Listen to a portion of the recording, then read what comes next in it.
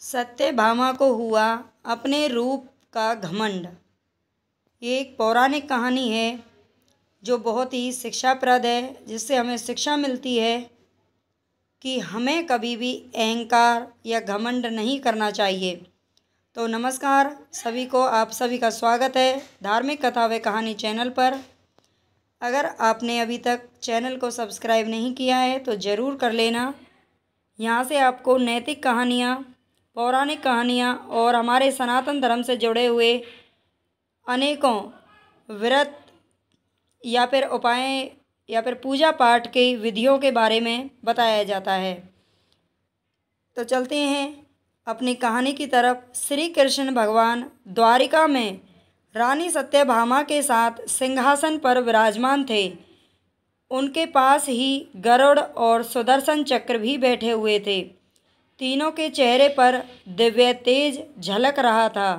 बातों ही बातों में रानी सत्यभामा ने श्री कृष्ण से पूछा कि हे प्रभु, आपने त्रेता युग में राम के रूप में अवतार लिया था।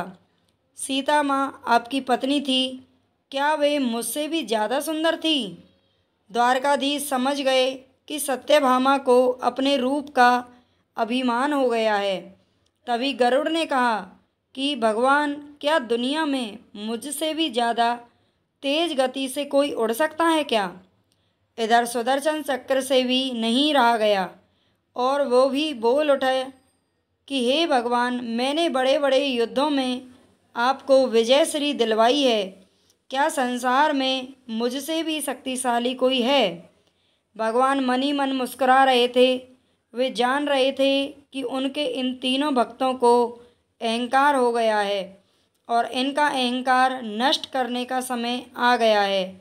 ऐसा सोचकर उन्होंने गरुड़ से कहा कि हे गरुड़, तुम हनुमान के पास जाओ और उनसे कहना कि भगवान राम माता सीता के साथ उनकी प्रतीक्षा कर रहे हैं।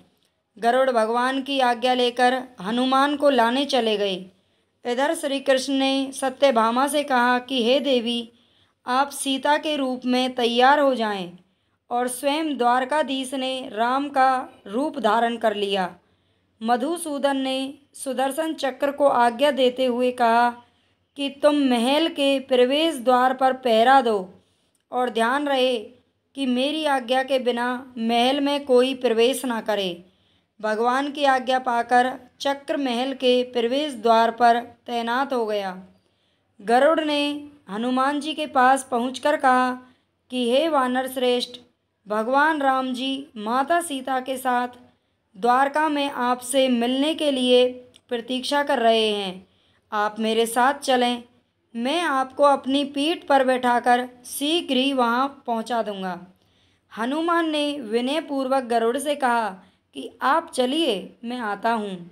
गरुड़ ने सोचा, पता नहीं यह बूढ़ा वानर कब पहुँचेगा। खैर, मैं भगवान के पास चलता हूँ। यह सोचकर गरुड़ शीघ्रता से द्वारका की ओर उड़ गए। पर यह क्या, महल में पहुंचकर गरुड़ जी देखते हैं कि हनुमान तो उनसे पहले ही महल में प्रभु के सामने बैठे हैं। गरुड़ का सिर लज्जा से झुक गया। तभी श्री राम ने हनुमान जी से कहा कि हे पवन पुत्र, तुम बिना आज्ञा के महल में कैसे प्रवेश कर गए? क्या तुम्हें किसी ने प्रवेश द्वार पर रोका नहीं? हनुमान जी ने हाथ जोड़ते हुए सिर झुकाकर अपने मुंह से सुदर्शन चक्र को निकालकर प्रभु के सामने रख दिया। हनुमान जी ने कहा कि हे प्रभु, आपसे मिलने से मुझे इस चक्र ने रोका था, इसलिए इसे मुंह में रखना पड़ा और मैं आपसे मिलने आ गया। मुझे क्षमा करें। भगवान मन ही मन मुस्कुराने लगे। हनुमान जी ने हाथ जोड़ते हुए श्री राम से प्रश्न किया कि हे प्रभु, आज आपने माता सीता के स्थान पर किस दासी को इतना सम्मान दे दिया कि वह आपके साथ सिंहासन पर विराजमान है? अब रानी सत्यभामा का अहंकार भंग होने की बारी थी। उन्हें सुंदरता का अहंकार था जो पल भर में ही चूर हो गया। रानी सत्यभामा, सुदर्शन चक्र और गरुड़ जी तीनों का ही अभिमान चूर चूर हो गया था। वे भगवान की लीला समझ रहे थे। तीनों की आंखों से आंसू बहने लगे। और वे भगवान के चरणों में झुक गए। अद्भुत लीला है प्रभु की, अपने भक्तों के अहंकार को अपने भक्त द्वारा ही दूर कर दिया। तो इस कहानी से हमें शिक्षा मिलती है कि हमें जीवन में कभी भी किसी भी चीज़ का अहंकार या घमंड नहीं करना चाहिए। ये ज़रूरी तो नहीं कि जो चीज़ आज हमारे पास है वो कल भी रहे। अपने अंदर जरा सा भी अगर अहंकार आने लगे तो स्वयं ठाकुर जी भी हमसे दूर हो जाते हैं।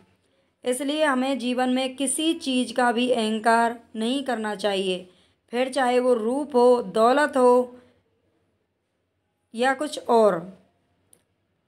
तो आशा करती हूँ कि आपको ये कहानी अच्छी लगी होगी और आपको इससे सीखने को भी ज़रूर मिलेगा। इस तरह की कहानी आप अपने बच्चों को या छोटे भाई बहनों को ज़रूर सुनाया करें।